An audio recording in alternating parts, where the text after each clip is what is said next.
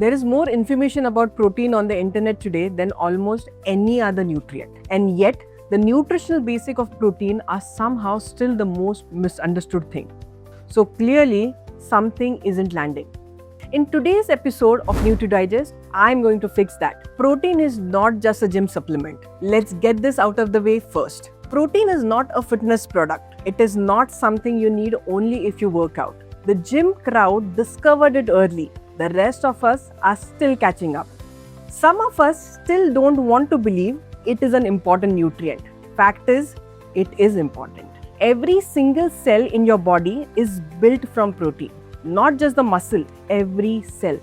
Your skin, your hair, your nails, the lining of your gut, your liver, and your hormones, your immune system, and your enzymes too. Protein is not a supplement, it is the raw material your body uses to build and repair almost everything. When you are getting enough, your body has what it needs to heal damaged tissues, produce new cells, maintain hormonal balance, keep your immune system functional, and keep your skin and hair in their active, healthy phases. When you are consistently not getting enough, even mildly over months and years, your body starts making decisions. It prioritizes your organs, it prioritizes survival, and everything that isn't immediately essential, hair growth, skin repair, collagen production, gets quietly deprioritized. The signals you are missing. A protein deficiency doesn't announce itself. It won't land you in a hospital. It just accumulates. Your hair looks a little thinner than it used to. Your skin seems a bit duller. Your nails break more easily. Wounds take slightly longer to heal. You are tired, not exhausted. Just always a little tired, no matter how much you sleep. And because these signs appear slowly, most people never connect them to what they are eating. The vegetarian protein problem. The Indian vegetarian diet is genuinely one of the most thoughtfully constructed dietary traditions in the world. Rich in carbohydrate, fiber, and micronutrients. Centuries of wisdom behind it. But it has a structural protein challenge. All the protein sources do not give us the same quantity of essential proteins that your body requires. Animal proteins like meat, fish, eggs are complete protein. They contain all 9 essential amino acids in the proportion your body actually needs. Most plant proteins are incomplete. They are missing one or more of those amino acids which our body does not produce on its own. A typical Indian vegetarian plate, which is built around grains and legumes, is often giving you proteins that your body can't fully absorb or use. Dal is a good protein source, but it is low in methionine. Rice is low in lysine. Wheat is low in lysine too. Now, this is not me saying vegetarian protein is inferior. No. What I am saying is vegetarian protein requires intention, and the beautiful thing, your grandmother already knew this. Dal and rice, rotis and rajma, khichdi, these combinations have been feeding Indian families for generations, and they work because the amino acids in each ingredient fill the gap in the other. Together, they form a near complete protein. It's an ancient nutritional wisdom. The problem is that modern eating has disturbed these combinations.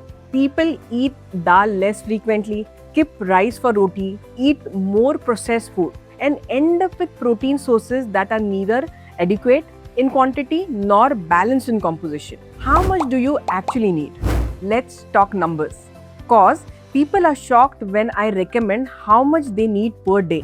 The baseline recommendation for sedentary adult is 1 gram of protein per kg of body weight per day. If you are moderately active, 1.2 to 1.5 grams. If you're focused on preserving muscle as you age, it goes even higher. For a 60 kg woman eating a typical Indian vegetarian diet, hitting even the baseline means consuming around 60 grams of protein every single day. Here's what that looks like in real food. 1 katori of cooked dal gives you 3 to 5 grams of protein. 1 cup of cooked rajma, around 8 to 10 grams of protein. 100 grams of paneer around 16 grams. 100 grams of tofu is around 16 grams with the half of the calories of paneer. 2 eggs around 12 grams. Getting to 60 grams is possible, but it requires conscious, consistent effort across every meal. Studies show most vegetarian Indians are running a 30 to 40% protein deficit daily. Can you believe that? Good news is there is a convenient way to fill this gap. Protein powder. Let's kill the myths. Protein powder. This is where I lose some of you, and I understand why. Protein powder has an image problem. There is a strong belief that it is for gym bros for pre-workout and bulking. But here is the reality. Protein powder is simply a convenient concentrated source of protein. Whether you need it has nothing to do with the gym. It has everything to do with whether your food is doing its job. Vegetarian Indians are not meeting the requirements. Protein powder are practical, straightforward tool to close that gap. A 30-gram scoop of good whey or plant-based protein powder gives you 20 to 25 grams of protein. For someone struggling to hit their daily target, that's significant. Now the myths. Protein powder damages kidney. This is the most persistent myth in nutrition, and it needs to die. In healthy individuals with no pre-existing kidney disease, adequate or even moderately high protein intake does not damage the kidneys. That fear comes from the studies on people who already have kidney diseases. If your kidneys are functioning as they should, protein is not a risk, it is a requirement. Whey causes hair fall. There isn't enough scientific evidence showing that whey protein causes hair fall. And remember, if you don't want to have it or you worry that it might cause side effects, there are plenty of plant-based protein options you can choose from. Whey is bad for men. It affects hormones. This is not true. This happens when you combine it with steroids or the whey protein is not purely whey. So don't worry too much. Like I said earlier, there are other options you can choose from. It's full of chemicals. Choose carefully, read the label, and you are fine. Plant-based options like pea protein, soya, fermented yeast are also solid choices. See what works for you and start. If you need help choosing, we are just one phone call away. How to actually eat protein. Getting protein in your body is one thing. Getting your body to actually use it is another. Protein doesn't work well in isolation. Carbohydrates trigger an insulin response that helps drive amino acids into your cell. Healthy fats slows digestion and support hormone production. Fiber supports your gut microbiome, which affects how all nutrients are absorbed. The goal is not to separate your macros, it is to balance them. Protein at every meal alongside complex carbohydrate and healthy fat, and spread it out. Your body can only synthesize so much protein from a single meal, roughly 20 to 25 grams. Protein and age, the conversation nobody is having. As you enter your 30s, your body starts losing muscle. It is a process known as sarcopenia. You will notice less strength, slower metabolism, and fatigue that doesn't go away with rest. And here's what makes it worse. Older muscles are less responsive to protein. They need more of it to do the same job. For anyone over 40, the protein recommendation jumps from 1.2 to 1.6 gram per kg of body weight per day. Most Indian vegetarians are nowhere near that.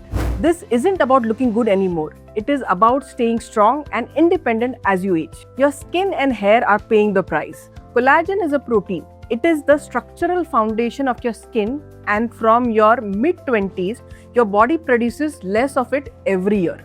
Poor nutrition makes that decline faster. Hair is almost entirely made up of protein called keratin. Hair follicles are among the fastest dividing cell in your body, and they are the first to suffer when nutrition is lacking. Chronic low protein intake is one of the most common and most missed drivers of hair fall in women, particularly vegetarian women in their 30s and 40s. What to actually do for vegetarians? Build every meal around a protein source. Dal, rajma, chana, paneer, tofu, curd. This go on the plate first. Combine grains and legumes intentionally. Rice and dal, rotis and rajma, khichdi. Include curd or buttermilk daily. Good for protein, better for your gut, which affects how everything else gets absorbed. If food alone isn't getting you there, consider a clean protein supplement, especially if you're over 40, dealing with hair fall, or simply struggling to eat enough protein-dense food every day. If it all feels too much, get a nutritional assessment so you know what your health needs are. The link to book a consultation is in the description.